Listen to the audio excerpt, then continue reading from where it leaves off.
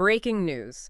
Ukraine's front lines have just received UK-made Ultrari drones. It is Wednesday, January 28, 2026, and the logistics game in Eastern Europe. Well, it just changed overnight. We aren't talking about another small quadcopter buzzing around the trenches, no. We are talking about a heavy lift capability that has just doubled its operational reach, putting vast swaths of strategic territory within grasp for Ukrainian forces. I mean, this is the kind of shift that wins wars. Before we get into the details, I want to appeal to our audience that supports Ukraine. Please subscribe to Defense Reports. It's your go-to source for timely, in-depth military and defense reports. I'm Alex. Join me with Arya in the latest from Defense Report for a sharp, no-nonsense breakdown of the latest in global defense news, military technology, and strategic developments. And today we are covering the deployment and the massive upgrade of the Windracers Ultrari drone in Ukraine. It's such a fascinating shift in strategy, really. We're looking at a platform that challenges everything we, typically assume about high-tech warfare. Well, usually when we hear upgrade in military terms, we think more expensive, more complex, right, more fragile. Yeah, exactly. This is the complete opposite. And we have some serious cliffhangers to unpack for you today. First, we're going to look at this Jeep of the Skies concept.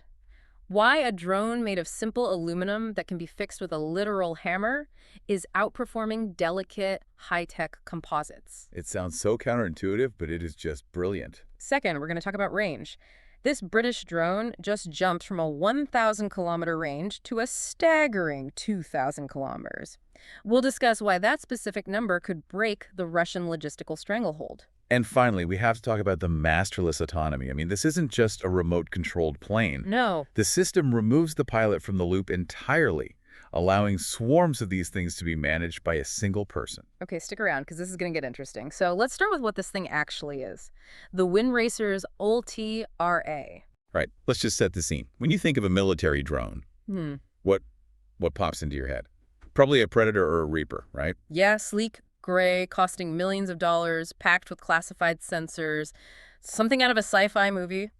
That's the standard image. Yeah. High cost, high maintenance, and frankly, terrifyingly fragile. Oh, absolutely. If you scratch a carbon fiber wing on a Reaper, you are looking at a very expensive, very specialized repair job.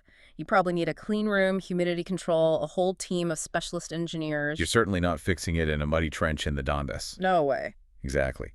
But the Ultrari, the manufacturers and the military have nicknamed it the Jeep of the Skies. The Jeep of the Skies. Or sometimes the Toyota Hilux of the air. Now, calling a plane a Toyota Hilux gives a very specific vibe. It implies it's unkillable, that you can abuse it, run it through the mud, and it just keeps on working. And that nickname is incredibly telling.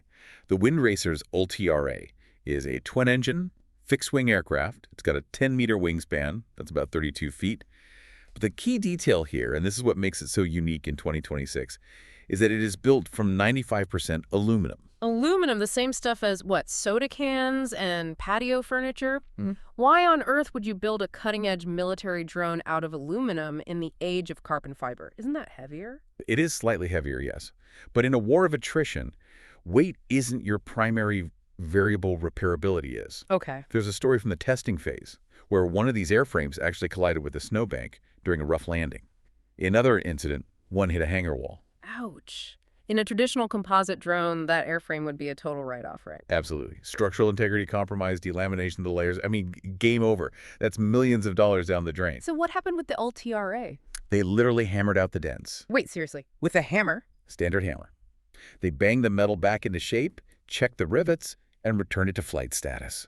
That is wild. That is the Jeep mentality right there. You can't fix a Reaper with a hammer. If you take a hammer to a carbon fiber wing, you just have a very expensive hole. Precisely. And in a high-intensity conflict like Ukraine, where you are operating from improvised runways, dirt strips, maybe even gravel roads, things get banged up. Of course. You don't have time to ship a wing back to a factory in the UK or the US. You need to fix it in the field and get it back in the air, supporting the troops.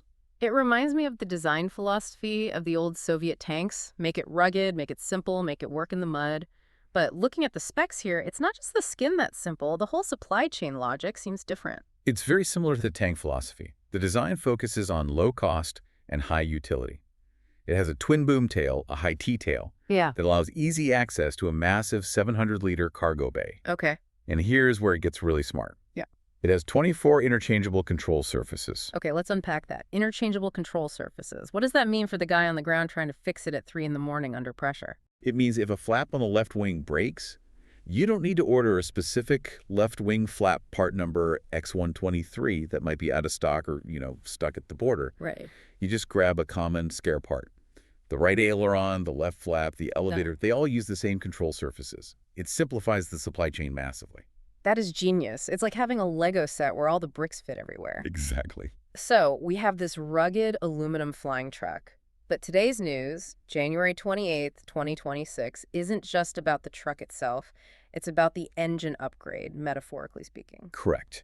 We are seeing the evolution from the Mk1, which has been deployed since 2023, to the Mk2, this new 2026 enhanced variant. And the numbers are huge. Walk us through the jump in capability. They are very significant. So the Mk1 had a range of about 1,000 kilometers and a payload of 100 kilograms. That was already impressive for logistics. It was, yeah. But the Mk2, it pushes the range up to 2,000 kilometers with a payload of up to 200 kilograms. 2,000 kilometers. To put that in perspective for you listening, that's roughly the distance from London to Marrakesh. Wow. Or, in the context of the war, that allows you to fly from the western border of Ukraine all the way to the deep eastern front and back, with fuel to spare. It completely changes the operational envelope. But we have to ask, why is this range so critical for logistics right now? I mean, why not just use trucks? Well, anyone following the war knows that ground transport in Ukraine is a nightmare. Trucks are vulnerable to artillery, mines, and increasingly, FPV drones. The roads are dangerous, and in winter, they're a mess of mud. It's slow, and it risks drivers' lives every single mile. Exactly. And crewed helicopters. They are incredibly vulnerable to air defense systems. You don't want to risk a pilot and a multi-million-dollar helicopter just to deliver batteries and blood plasma to the front. It's a bad trade-off. Very bad trade-off. And this is what they call the middle mile gap, right? I've seen that term thrown around in the reports. Yes. Think of it this way. The first mile is maybe the train bringing supplies from Poland to a hub. The last mile is the soldier running ammo to the trench. Okay. The middle mile is moving supplies from those big regional hubs out to the tactical edge. And that's the kill zone for logistics trucks. The ULTRA fills that gap. It moves supplies without risking a pilot. And because it has that 2,000-kilometer range, it doesn't have to fly a straight line. It can take these long, circuitous routes to avoid known air defense bubbles, fly around the hot spots, and still deliver a heavy payload to the guys who need it. It's the ultimate logistics hack. You just bypass the mud, the mines, and the traffic jams. And Right. 200 kilograms, it's not just a few candy bars. Not at all. That's significant ammunition, medical equipment, or spare parts for vehicles. That's a lifeline. It's a game changer for sustainability. If you can keep your front lines fed and armed without bleeding your logistics core, you have a massive advantage. But it's not just a flying delivery truck, is it? It's doing more than just hauling ammo. No, it's a multi-mission platform. Reading through the briefing, it seems the ULTRA in Ukraine has 3 distinct profiles: deliver, drop, and detect. Right. Let's break those down, because deliver seems straightforward landing on a strip, but the others sound more complex. So deliver is the standard logistics run, landing on short, improvised runways, dirt, grass, gravel. It can land within 150 meters. 150 meters, that is incredibly short for a fixed-wing aircraft of this size. It is. That's basically a soccer field and a half. So you can land this in a farm field or a widened road. Pretty much. Then you have drop. This is for units that are cut off or where the terrain is just too rough to land, maybe a dense forest or an urban ruin. Okay. The ULTRA uses a precision parachute drop system.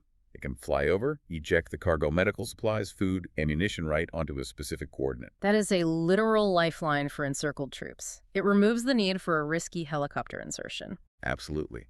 But the third role, detect, is where it gets fascinating from an intelligence perspective.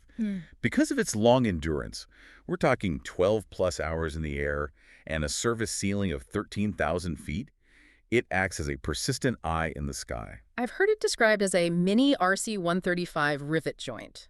Now, for those who don't speak Air Force, the rivet joint is that massive, crude reconnaissance plane bristling with antennas. That's high praise. It is very high praise.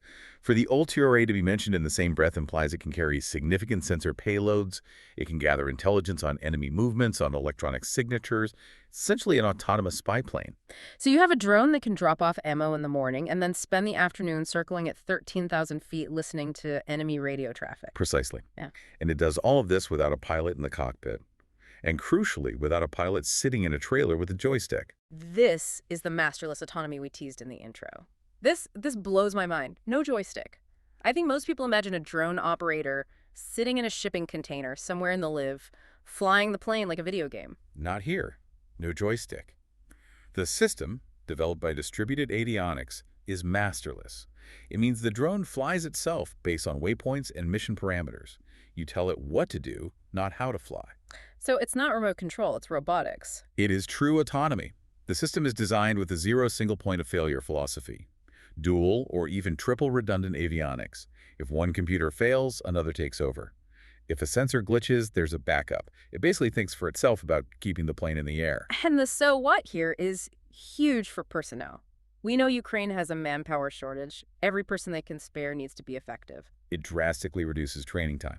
Ukrainian operators are being trained in about 3 weeks. 3 weeks? Compare that to the months or years needed for a Reaper pilot or a standard commercial pilot. But more importantly, it allows for one-to-many logistics. One person monitoring a swarm. Exactly. Since you aren't physically flying the plane, you aren't minding the throttle or the rudder, you are just managing the mission.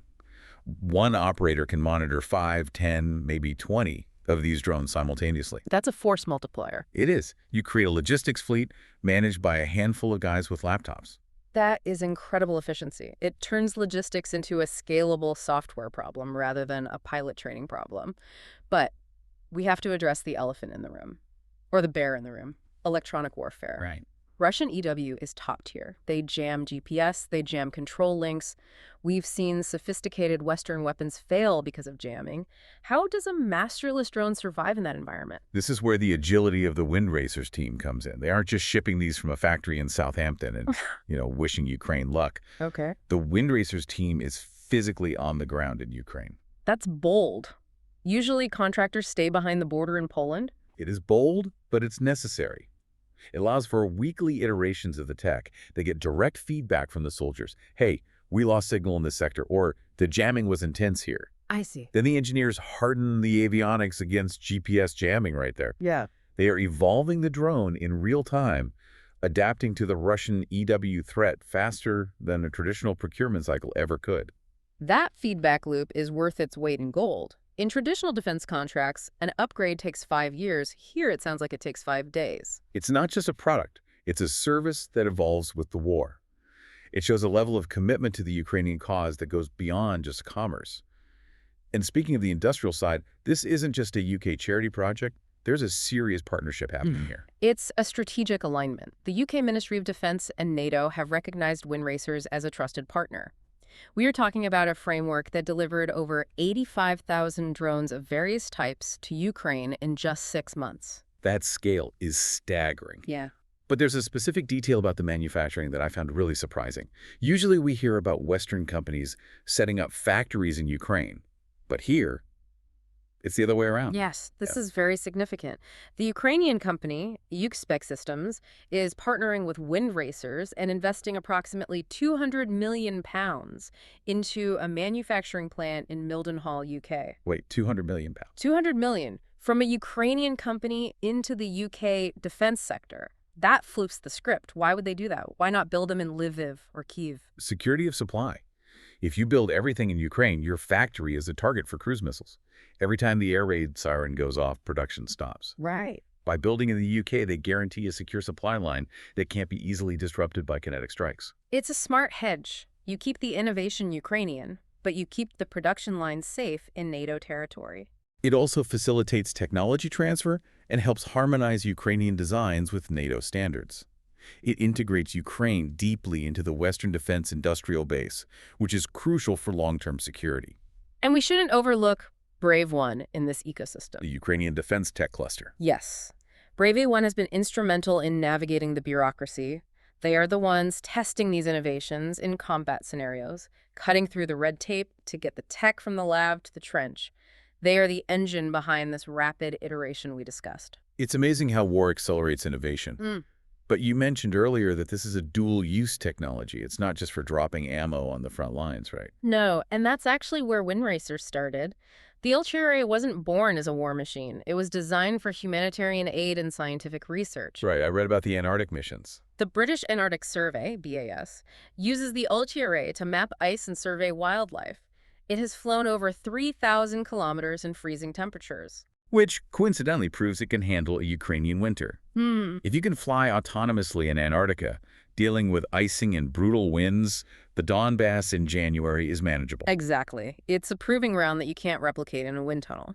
And looking ahead, there's a partnership with Aviation Sound Frontier starting early next year to deliver humanitarian aid and medical supplies in Africa. Because just like in a war zone, roads in remote parts of Africa are often non-existent or washed out.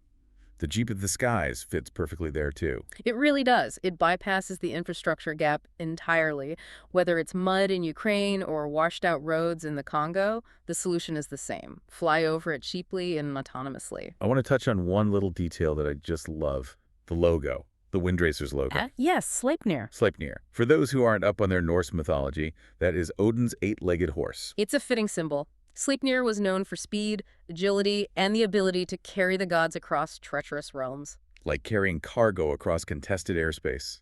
The symbolism is just so apt. An eight-legged horse doesn't stumble easily, and a drone with redundant systems, tough aluminum skin, and autonomous navigation doesn't go down easily either. It suggests reliability above all else. So to wrap this all up, let's look at what we've covered.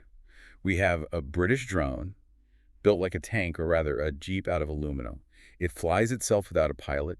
It can haul 200 kilograms over 2,000 kilometers. And it's being iterated weekly on the front lines of Ukraine, backed by a massive industrial partnership that sees Ukrainian money flowing into UK factories. It is a remarkable case study in modern defense innovation. It's low-cost, high-impact, and scalable.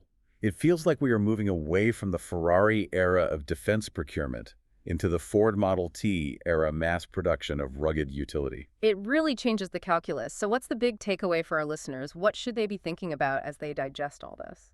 I think the provocative question here is about the future of logistics and warfare. We have spent decades relying on expensive manned cargo planes and helicopters. But if a low-cost aluminum masterless drone can outperform complex military hardware in that middle mile, are we witnessing the end of expensive manned cargo aviation in conflict zones? That is a massive question. And consider this. Windracers is scaling production to hundreds of units. What happens when logistics swarms become as common as combat swarms? When you have a sky full of autonomous jeeps, how does an enemy even begin to interdict that supply line? You can shoot down one C-130 Hercules and stop the supply. Can you shoot down 500 aluminum drones? It forces a complete rethink of air defense and blockade strategies. Volume has a quality all its own, especially when that quantity is smart, autonomous, and rugged. And for Ukraine, that volume means resilience. It means the supplies keep moving no matter what. Well, that certainly gives us plenty to think about. You've been listening to Defense Report by Alex and Archia, where we analyze the latest in military strategy, global defense, and advanced weaponry. And before you go, a quick reminder. Please subscribe to Defense Reports. It's your go-to source for timely, in-depth military and defense reports. We'll catch you next time.